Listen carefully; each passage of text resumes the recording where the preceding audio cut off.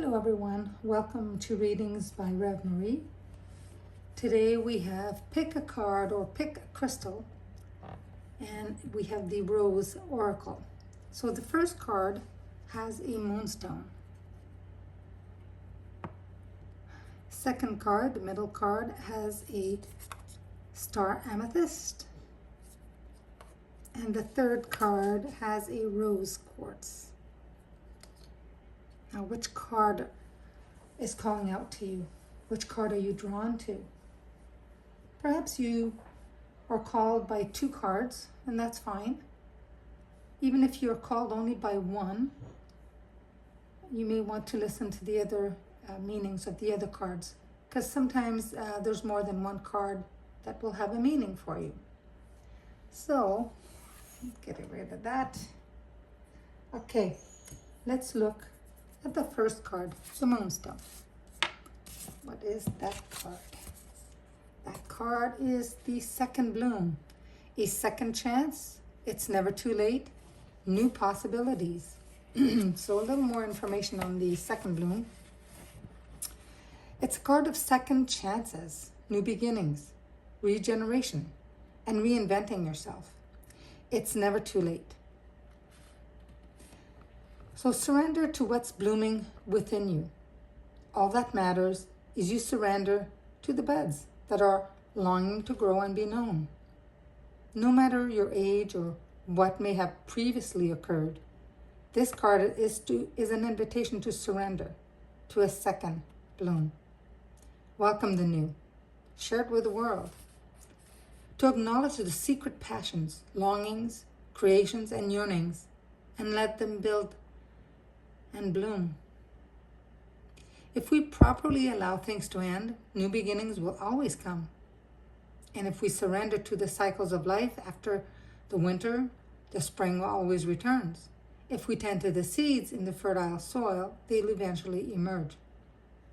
Just as we think the season's over and winter's drawing near, some roses bless us with an unexpected second bloom.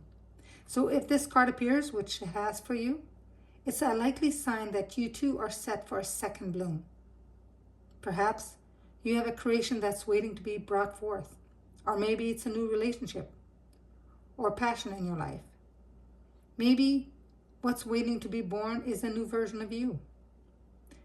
The more open we are to change, the more open we are to life. The more open we are to life, the more open we are to being born again and new. Yes, this is what it means to be truly alive, being open to saying yes to life. So when you eventually take your last breath, you'll do so while still fully living. So you gotta ask the question, what is the unexpected thing right now that wants to bloom within you? Question to ponder. Okay. Now the second card, the middle card, which is the amethyst, the wastelands. All right, let me see here. The wastelands. I'm just going to move that other card here. The wastelands. The wastelands. What does it say? Sustainability. Slow down. Tend to your garden. There's an anonymous 13th century French myth in the form of a poem called The Elucidation that tells the story of a king who abuses the land he's supposed to be the guardian of. The king breaks the trust of the well maidens and the spirits who were guarding the well of the land, and they flee. The waters run dry. The plants wilt, and the land, which was once rich and fertile, becomes barren, creating a wasteland. So this is the most powerful card in the Oracle, Rose Oracle deck. It's a wake-up call for us to stop the destruction or destructive behavior that's resulting in us becoming brittle and unable to live in a sustainable way. The sacred feminine is abundant. She knows that the earth can provide for what we need and that she doesn't need to take more than she needs. She tends the earth around her and within her. She's the keeper of balance and the protector of all living things. The rose has seen civilizations come and go, empires rise and fall. In this card, she's delivering an urgent message to slow down and stop any way of being that's not sustainable, to release anything that makes us brittle, to tend our gardens, our bodies, and the earth around us. What way of being is no longer sustainable for you? That's a good question to ask yourself. There's a meaning. There's something going on there.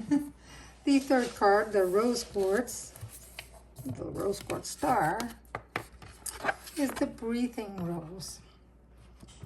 So heart, healing, emotions, connection, time eases. Often healing is a slow, steady process. It's complex, not linear. It takes as long as it takes. And most of the time, that's much longer than we'd wish for. But like all things in nature, there's a mysterious intelligence to it. And if we trust it and let the vibrant petals fall to the earth, cut back what's no longer, and protect the new shoots and buds from being pried open, we may find ourselves in a second bloom, and fruit will follow. You can't manufacture that. We must trust the great mystery in the process.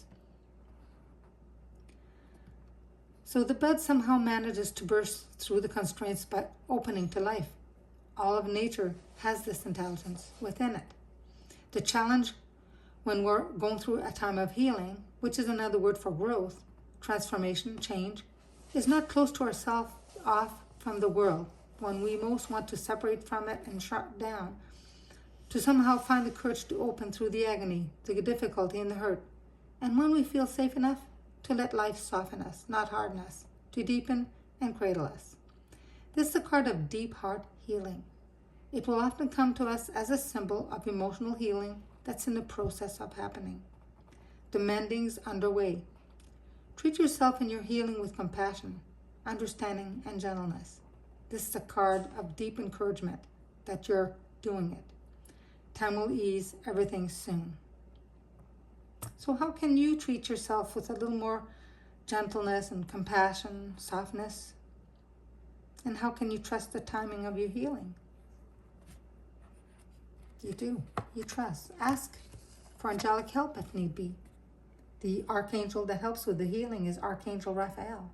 So you may want to ask.